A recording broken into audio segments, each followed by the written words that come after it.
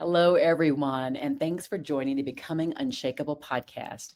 Today, I have a guest on that literally should have just been the first guest of this very first show. Oh my gosh, I've watched her from afar, and I see when we talk about becoming unshakable, all the different angles of what that looks like from the resilience, from the care and compassion for others, just for like huge, huge heart, for the strength of resolve, for the clarity of values. She just has all the things. She's the package. So, Jodi, welcome, and thanks for saying yes to come on here. Oh, I'm thrilled to spend time with one of my friends who has all of the things as well. Isn't that funny how we like the perception that we can have of people? And interesting enough, so for those who are watching, when you think you can't make friendships on social media, or you think you can't know a person or care about a person on social, that's just a lie. I feel bad for people who don't know that. I've met a lot of my best friends through watching how they evolve or what their journey is on social. But having said that, like Jodi and I were just talking about how we do it's what we choose to show people in the world. And so I'm curious for you, Jodi. Like, what do you think becoming unshakable looks like personally and professionally?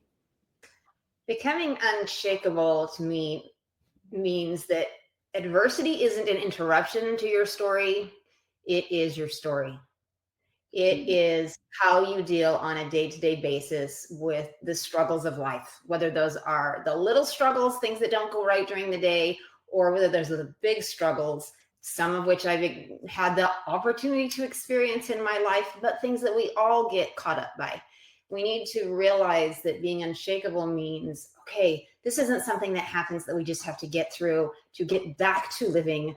This is part of daily living. And the more we practice and implement real principles to help us, the better we can live our lives.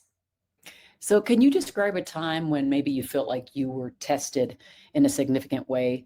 What did that look like, and what skills did you use to, I guess, see it in a brighter way? I guess. How long do we have on this show? Let's see. The testing began, I would say, I honestly can say that for years and years, I really lived a white picket fence life Mm. where things were good and I had checked all of the boxes of what I wanted to accomplish and life was good. And I had 2 degrees, I was married to my best friend, 4 kids, working in a job that I loved, and things just seemed picture perfect. And then I started having struggles without understanding what was going on. I started experiencing what I now know are symptoms of something bigger, but at the time they were just individual things to me. But underlying the issue was that I had a brain tumor wrapped around my brainstem and did not know what was going on. I just knew that I was having all of these physical struggles and they just kept piling on top of each other until it became unmistakable that there was something wrong. I didn't know what that something was for a long time, but that there was something wrong. And my reality changed when I found out about my diagnosis. In fact, it wasn't just my day to day reality, it was every relationship that I had, it was every person that I knew, everything I did suddenly changed. When your life has a big question mark, you have to change the way you look and see everything. And the fact that I was able to go from an inoperable brain tumor status to an operable status, that was huge. And we thought that that was the big win, but that just turned out to be the beginning of my story. And so 16 years ago, I went in for brain surgery for what we hoped would be one brain surgery and 5 days in the hospital in recovery. And that turned into 3 brain surgeries, 35 days in neurocritical care, a spinal fluid leak, facial paralysis, hearing loss, brain infection. Like the list just goes on and on. And now I am at surgery number 26, which just happened 5 weeks ago in this journey. And so it's a little difficult when you say, what's an experience and what's one lesson you've learned or a couple of principles, because I feel like my daily life for the last 16 years has been practicing what do you do when you're in the midst of hard things and how do you get through literally one day at a time, 1 hour at a time, and sometimes even 1 minute at a time. Mm. And that would be part of what I learned is Mhm. sometimes it is just 1 minute at a time. What is the next step you have to take? It's not, I'm going to cross the marathon finish line. It's, I just have to take the next step in front of me to keep going. And then you build from there. One of the things that you talk about, I can't remember the exact phrase, but this is just my older brain trying to catch up with me. But there's a different way that you talk about resilience. Can you describe Anti-fragility. that? Yeah. Anti-fragility, is that what you said? Yes. So anti-fragility was actually a term coined by Nassim Taleb, who is a mathematician and statistician. And he said that anti-fragility is a property of systems that increase your capability to thrive because of stressors and challenges and mistakes and volatility. So while all of us look for like, oh, I just want things to be even keel and want things to be a smooth road, he's saying that the things that make us better and stronger are actually the things that also stress us, cause us mistakes, things that we would see as weaknesses. And I loved that concept. And it came to me at a time where I was personally striving for, how do I do this new life? How do I live this new life in a changed body, in a changed world for me? I literally had to close the door on one life and open up the door on a new life. And I did not know what that was going to look like. And I read everything that he put out there. And he talked about it in terms of economies and organizations and big scale things. And I just kept thinking, all right, when is it going to get to me? When is it going to get to me? When is he going to teach me how to do this? And he didn't go that angle. And so I took the principles that he taught and applied them to myself, and then started applying them to families and businesses and teams. How can we become better and stronger from the things that challenge us? Because I think becoming anti-fragile is even better than being resilient and bouncing back from struggle. It's becoming better and stronger from the things that challenge us. So this work is embedded, or it's like in my mind, under the becoming unshakable idea. Well, number one, becoming, I always say I chose the becoming versus become, or just the word unshakable, because I felt like we are always going to be in the process of becoming it. And that there's never like necessarily a destination. It's almost like you said earlier, which is just, if we're taking it one step at a time, one day at a time, it's like we're just every day until we hit the grave. Right, we're just kind of going one day at a time, one step at a time, and trying to kind of see either the silver lining, or seeing the purpose, or seeing the meaning, but knowing that there's meaning in it, that there's meaning in the struggle, and that we just have to Yes. take a little time to pause and find it. And the meaning will be different at each season in your life. And right now, I'm in a brand new season. As of yesterday, I am now an empty nester, which I'm still obviously coming to grips with, because it's only been about 20 hours. And even coming home to an empty house that was totally silent, and having it occur to me that the silence was now going to be the norm. And no matter how much noise my husband and I can make, it's not going to be the same as when the kids were here. And what is this season of my life going to look like? And it will be challenging in new ways, but it'll also be fulfilling in new ways. And seeing that there is that opportunity, there is something that is made possible from this experience that wasn't possible for. So last night on our walk, we were talking about, okay, what are we going to do differently now? We're going to travel together more. When one of us is traveling for work, we're going to say, let's go together, instead of having one of us stay behind to make sure that the household is running okay. We're going to do weekend trips and just take off and try to rediscover our marriage and our friendship and our relationship, which, gets put a little bit on the back burner when you're in the middle of raising 4 kids and life that comes with that. So a lot of it is realizing that each struggle also comes in a specific season, and that season will pass. This too shall pass. Whatever you're going through, no matter what it is temporary, and you will have an opportunity to be on the other side of it. And whether you choose to grow through it or you choose to just get through it will make all the difference. That's a huge differentiator, getting through it, which I think is the traditional way of looking at things that hit us, whether it's change or gosh, like health issues, just anything. We're like, let's take it one day at a time from a get through it perspective. And I don't believe the focus is on learning, on Well, growing. and you think about what do we even say? Just hang in there, just hang in there. And sometimes, yes, that's what you're doing is that's all you have to give. But I hope even if you can't do more in the immediate challenge, that at least in hindsight, you can see how you got through it and learn from the experiences you had. But if you can implement a few things while you're in the middle of it, it will help you grow faster and it will help you overcome faster. Hmm. I absolutely love that. I mean, there's so much embedded in that and in your story. And the other thing is when I think about just how you show up, I mean, you would be like a beacon of resilience from even the traditional sense. But I think it's so powerful how you were going through the surgery. You were just like what, a few weeks. It was like the 26th. Is that correct? The surgery, correct. 20th. Yeah. And so then you were there, and how you were able to how you showed up still. Like, I mean, really quickly after with this positive, strong exterior. Although I know it was tough for you in the background, and you started to reveal more and more of that because we talked about like this unshakable thing doesn't mean that you're never shaken. It doesn't mean when the ground's shaking underneath you, when things seem unstable, that you don't feel impacted or affected by it. But I do think there's a quickness of the bounce back. There's a quickness of what can I learn or what can I gain or what can I do or there's this forward thinking thing that is really quite obvious inside of you more than most people that I see, probably because it has been such a long time and it's like rapid fire. So you just had to create this way of being in order to grow and get through things. Like it was almost so much because I haven't, thank goodness, like up to this point right there, I haven't had like all the health things.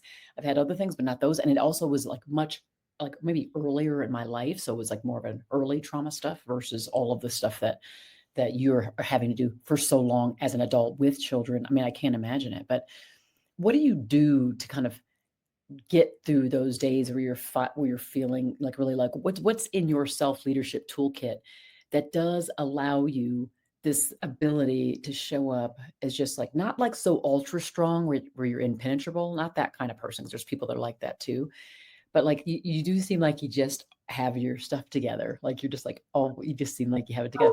Oh, good. What's in your toolkit? What's in your what's how do you do that? Tell me some tools. Well, one of the things that I really emphasize, and I talk about this in one of my books called Depression Fighter, that one of the things I emphasize is the fact that you have to actually give yourself permission to have those down days. You have to realize when you're going through something, whether it's trauma, illness, disappointment, the end of a relationship, financial struggles, whatever it is, it's okay to mourn. You have to mourn what you've lost before you can have the strength to move forward and accept the situation that you have presented to you. And the thing that I've come to understand for myself is I need to give myself that grace to have the downtime. But what you also need to do is give yourself a deadline. Because if you don't give yourself a deadline, then a down day can turn into a down cycle, a down episode, and then it becomes this downward spiral. So you have to give yourself that TLC that you would ask anyone else to, that you would tell anyone to give themselves. But you do need to also give yourself a deadline. And so for really small things, for small struggles, I give myself minutes to hours. I'm like, oh, I'm so frustrated that this happened. And so I process it and I think about it. And then after an hour or so, I'm like, okay, we just got to let that go. For bigger things, it might be a couple of days. And yesterday, when I came home to this empty house and I knew I was going to wake up this morning to silence and my husband was already going to be gone and there was not going to be anyone here, I gave myself the morning off. I had a commitment that was made ages ago that I had said I would be able to show up for. And then I called them back and said, you know what? I'm not going to be able to come. I'm sorry, because I recognized that this was going to be this day one of this new season of my life. And so I took the morning off. I slept in. I took my time. I called on my girlfriends and I told her what it was like to drop my youngest child off at college and drive home by myself with all of these thoughts in my head. So I think it's very, very important to give yourself the grace and TLC of processing and understanding that you are going through something difficult, but you have to give yourself a deadline. You can't let it linger, or it lingers and then it becomes normal. Mm. Oh, I kind of give a lot of that same advice, but one of the things that I just like want you to know is that I see you. I really do see you on that, the emptiness of what you feel as as the empty nester. When they call it empty nester, it's not just the nest that is empty; it's the inside that starts to feel empty and like a little hollow. And I have my first kid who, she just graduated from college, but she was that first who went. Then it was like the second kid. He's in state. That's good. This third kid, we just sent him to the Naval Academy at Annapolis. So that's a kid. He's out and he's way over there. Then we got the one who's graduated from college, decided to go be a missionary in California. So I've got one in California and I got one over here and two in the state and one still at home for the next 3 years. And it's just that thing where it's like, I was saying to somebody earlier, like, so when it used to be, when we had all the kids home, it'd be like, who's dropping whatever? I really have this meeting. I really can't drop. And it was like tasky, very tasky, very compelling. You're right. And now with our youngest, my husband's like, are you getting him? I'm getting him. Did you get him? I'm getting, it's like, we're like in the race to get the last kid from school or drop him or take him to a thing.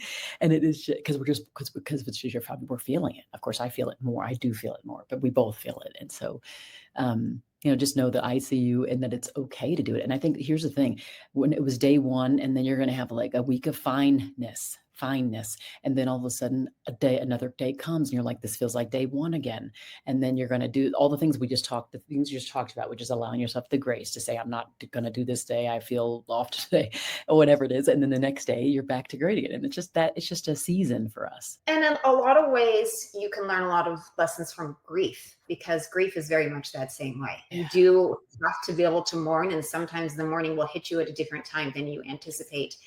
And then some days you're totally fine. And some days I can look over and see the pictures of the family members that I desperately miss, and I can smile at that. And other days I look and I burst into tears. Totally. And so there, you have to have that sense that overall, things are going to be okay, but still be okay with the moments that are not. And whether that comes in being an empty nester, a new phase of life, a disappointment, a health challenge, again, it comes in all of these different ways. But one thing I think we have to remember is when we let it linger, then we become discouraged. Discouragement literally means to take away heart. Core, the COUR part of discourage, that is the root word of the word heart. And so when you are discouraged, it's literally saying, taking away your heart. And so instead, if we can be encouraged, then it means you're giving that gift of, you're giving someone that heart, you're giving yourself that heart back. And that's important. You have to keep your heart about what you're doing and know that this might be a down day, but this is not going to be the norm. My norm is going to be, I'm encouraged, I'm excited, I'm ready to take on and conquer life. You got to give yourself that heart back and give it to other people and what they're doing. And that's another step. And getting out of your own head is encouraging others, being there to watch them try, helping them rise, helping them become their best, or helping them get out of their worst. Support them, be there for them. That takes the focus off of you, gets you out of your own head when you're stuck there, and turns it around so you are looking outward. And that's something that whenever I start to feel too sorry for myself, I think, hey, I'm focusing too much on me. I need to focus on someone else, and then it'll get me out of my own head. Isn't that crazy for those who are listening? Like, just hearing that story of all the multiple surgeries, you can just see how others focused, Jodi is, and just, the heart that's there, which is what I love about this idea of becoming unshakable, because I do feel that it is both, compassion and care for others and compassion and care for us. It is being grounded and stable, and when things are all wonky around us, it's understanding, what we value. And so I have a question with you on that. When you think about your values, what's the one value that's a non-negotiable for you? Oh, I think that's a great question. That's deep. We're going It is deep. This, obviously, our values are individual. And while there are certain things that are across the board, that everyone is going to say. I think for me, faith and maintaining like faith and hope, that is stable. That's what keeps me stable in my life. Knowing that no matter what, I have something to cling to because of my faith, that I can have hope that things are going to get better. I have hope and faith in something bigger than myself, that there is purpose and there is reason for the reason we're going through things. There is purpose to the pain. And what does that look like in my daily life? That probably means trying to stay positive. That means being honest when I am having a hard time, and being honest when I'm doing great, and helping others, when they're not doing as well. It also means being vulnerable, because we recognize we are not supposed to be perfect. This life, with social media, I think we've convinced ourselves that that's normal, that this era of perfection is normal, but that's not true. Look back 100 years, and it was normal to have anything but perfection. People were just trying to get through the days. They were trying to survive. They were trying to provide for their families.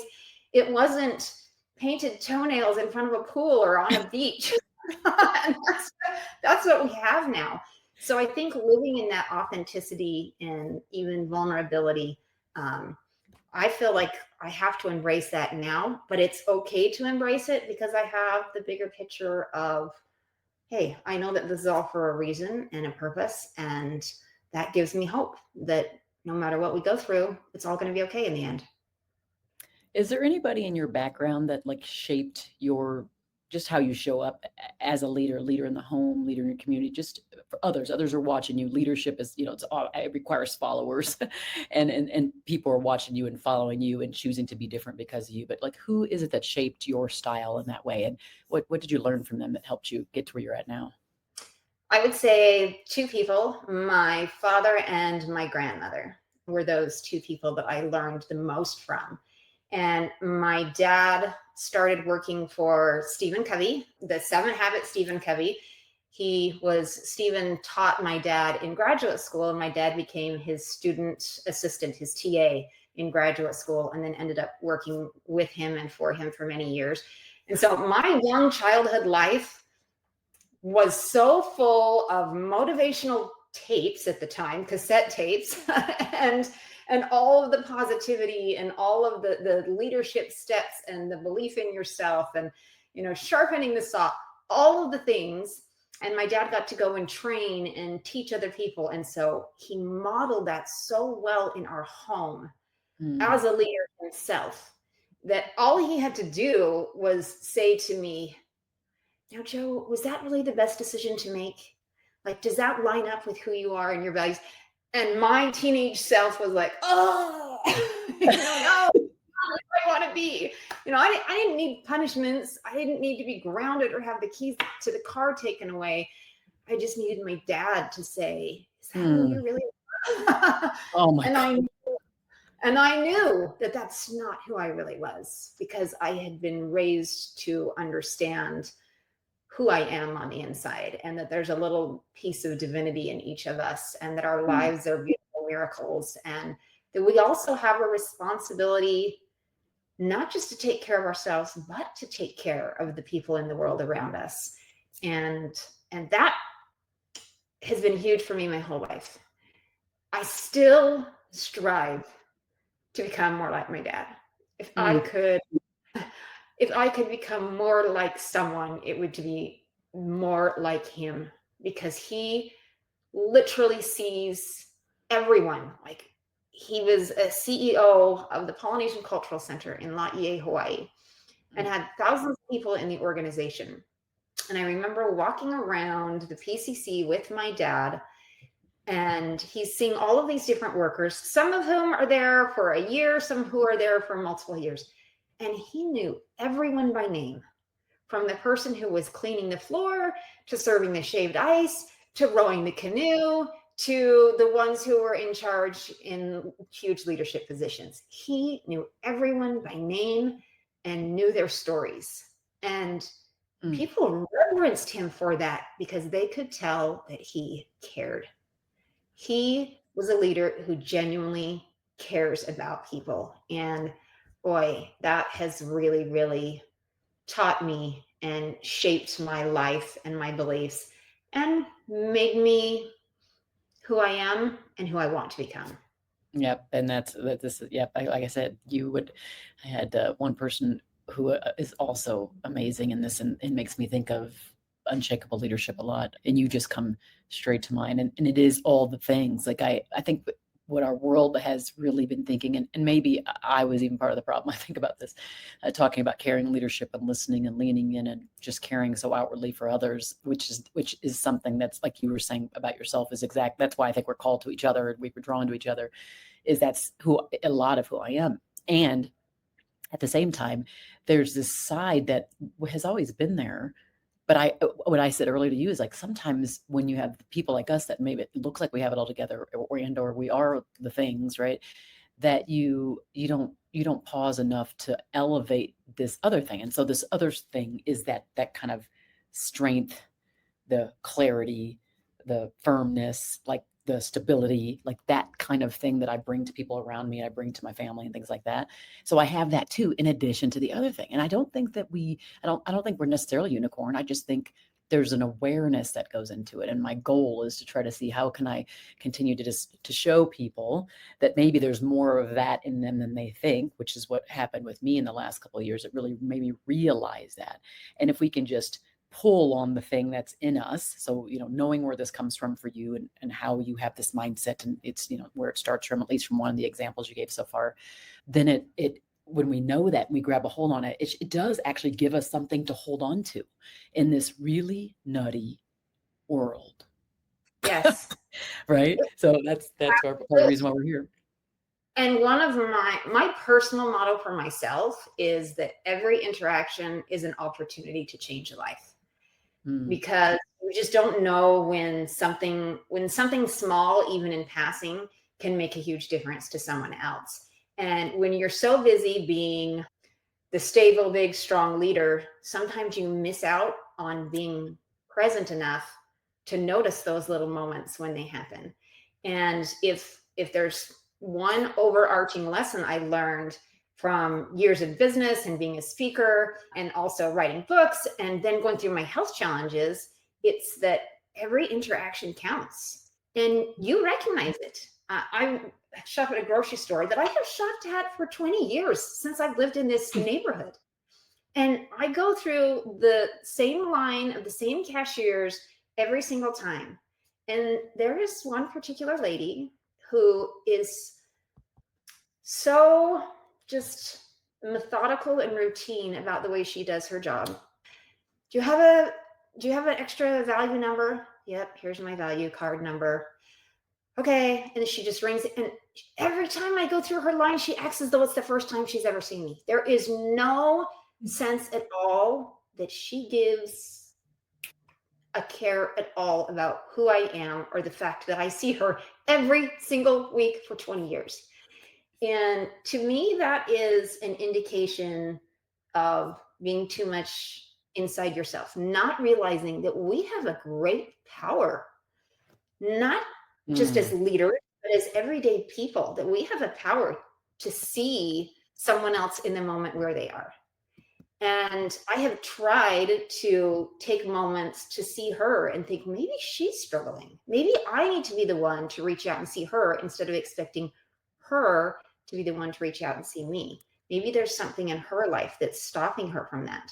But it is hard because when you're the solid count on, we can do it, we're going to hit the numbers, here's the ROI, and you're known for that, sometimes it's hard for us to be as present as we need to be to have the interactions that we really need to have. And those are the reasons that people actually follow us. Those are the reasons that they want us to be the leader, is because of those kinds of interactions, not just this, I'm an influencer and therefore you're going to follow me. It's because we let people know that we care about them and that we see them, show up for them. That's why they want to follow. I'm just geeking out right now. Just allow me this space to geek out a little. Space granted. I love that. I love it. I love it. I love it. It makes me realize, there's hope that we can continue to be that care will never go out of style. Oh, That I presence love never go that. out of Oh, style. you on that. Care will never go out of style. That's Mm, perfect. right? Oh gosh, it's just because sometimes you, at least in this world, speaking to CEOs, listening to different things, it's like you feel a little like people who talk about belonging or care or compassion, just any empathy. Sometimes you feel a little left behind because the world seems to have switched over quite a bit to like, I'm a little exhausted about care and compassion, empathy. I really want to hear more about performance and accountability, right? And I'm like, listen, I'm not going to stop talking about that. I'm going to talk about that, and I'm going to add other things that are different components of who I am, which are still authentic to me. But I'm not going to stop talking about the need to lean in hard and heavy to understand another human in their heart, what they're going through, and what you can do to help them through that. I'm not going to stop it. I could care. I'm not. Sometimes leadership is not about having all of the right answers. It's about asking the right questions. It's about turning Mhm. it away from yourself and going into them, showing them that you care, and Yeah. having not one big life-changing moment, but 1,000 little micro moments in these interactions that show that you walk the talk, that you're not just a leader in theory or in title, but that you really do care, not because it's going to impact the bottom line, but because Mhm. it's going to impact all of you. And that's the greatest thing about leadership is it's the ability to have a positive impact on someone else's life. And so we as leaders, as business leaders, as well as just everyday humans, need to remember that relationships and care are shown not in one big thing, but in all of the everyday little moments. So true. So high valuable. We all need to just meditate on that. Really. Yeah, because you have to sit with some of these things because sometimes they go right over our heads and we never really truly take them in, which I think we all need to take a little bit more time to take them in for sure. For those who are, let's just say there's someone listening right now who literally is barely holding on. Like they just are super struggling with something that's going on. What would you want them to hear in this moment? I would say the best way to take back a little control of your life is to give yourself something to work toward. When I got out of the hospital and I was a very, very sick person and could barely hang on, and frankly, I wasn't sure why I was still around. I was so sick, I couldn't do anything for myself. I had people coming into my house and doing my laundry. There is nothing more humbling than watching someone else fold your underwear. I mean, it is a hard thing to do. And I thought, okay, they're taking care of my kids. Everyone is doing everything because I was barely hanging on. And I had to give myself little teeny tiny things, reasons to show up. And so I remember signing up at back to school night. I signed up and said, I'm going to be a volunteer in my kids' classrooms. And I'm not going to volunteer at 3 o'clock in the afternoon. I'm going to volunteer when my kids have to show up at school at 8:15 in the morning.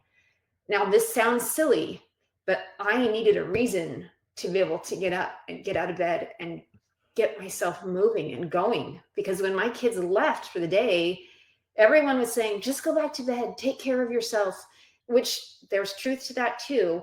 But I needed a reason to keep going. So if you are struggling, make a commitment to someone else, even if it's this big of a commitment.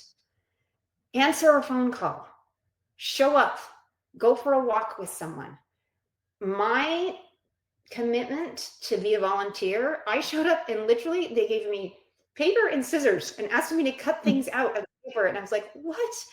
What is the point of this? And I had to remember it's not about cutting out shapes from the paper. It's about showing up for myself and showing up for the commitment that I made. And sometimes we are better at being accountable to someone else than we are about being accountable to ourselves. So if you are struggling in the moment, give yourself a reason to be accountable to someone else. And then show up for them, even in those little moments, even if it's scissors and paper kind of moments. And as you learn that you can trust yourself again to keep going and to get through those things and to show up, then you'll start to build and you'll be able to keep going, and it will get easier and easier to show up for yourself and to show up for others. So I am curious, Jodi, because there's a lot to take in, right? But there's just so much goodness here, and it's actually I'm trying to think of the word for this, but to know what it is that you've gone through and to see all the light that flows from you is just like eye-opening, super enlightening. So I'm curious, what do you think makes you unshakable? I think knowing who I am and where I come from makes me unshakable. And for some people, they would say maybe, that's in their family heritage. Maybe that's meaning that they have gotten from who raised them. For some people, that may be their faith. That may be it will come in different terms according to who it is. But for me, I think that's what makes it all worth it. That's what makes it getting up every day when there's new seasons, when there's change, is knowing that ultimately we have the choice to be part of the light in the world or to be part of the darkness. And I will always choose the light. Mm. I feel like my life has been preserved for a reason. And though I did not know that reason for a long time, and I'm still discovering what that is every day, ultimately we can choose to be part of the light. And that, as we all know, darkness is the absence of light. And all it takes is that one little flashlight, that one first star appearing in the sky to change the whole outlook of the way that we see the world. And we can do that for ourselves, and we can do that for others. And we can do it in those mini micro moments, and we can do it in the big things. So to me, I think that's what makes all of the difference. And that was actually one of the things that I discovered that I wrote about in my memoir. My first book is actually called The Sun Still Shines, How a Brain Tumor Helped Me See the Light. That something I thought was the worst thing in the world turned out to have a lot of little rays of sunshine to go along with it, even though I didn't think that that was the case. But that it opened my eyes to the goodness of other people, to the opportunities that we have to make a difference and to be that positive, caring, kind leader, even if that leading means in those small and simple moments. Yeah. Lots, like I said, so much to ponder, so much goodness. The choices that we make have so much to do with the life that we experience. And while I'm on here kind of barely holding it together, it ain't because I feel sorry for anything that you've gone through. It ain't that at all. It's actually, it's barely holding it together from an emotional standpoint to just see all the light that's flowing at you. It's like, oh my gosh, a lot. So Jodi Oriel Brown, thank you for gracing us with your presence really on this podcast and just being an important voice in this world. Just, you're right, you were preserved for more than one reason, I'm sure, and you're impacting the world in such a huge way. So thank you for the gift that you are. Thank you. I appreciate that. And I recognize that not everyone comes from easy circumstances. Not everyone's going to have the happy childhood and say, I want to be like my dad, or I want to be like my mom. But regardless of what our background is, it does not determine our future or who we can become. We can still always choose to become that light. And sometimes we need to embrace that because we didn't have it. And other times we want to embrace it because we recognize how powerful it was for us. But that is also one of those opportunities that we get to choose. We get to choose whether we become bitter or we become better. We get to choose whether we shine or whether we dim our own light and someone else's. And so I would just say, choose to shine. Choose to embrace whatever is going on and see that there is some good that can come out of it and some light that can come out of it. And if you're having a hard time, let someone know and be accountable to at least one other person so you have a reason to show up and be present for yourself and for someone else.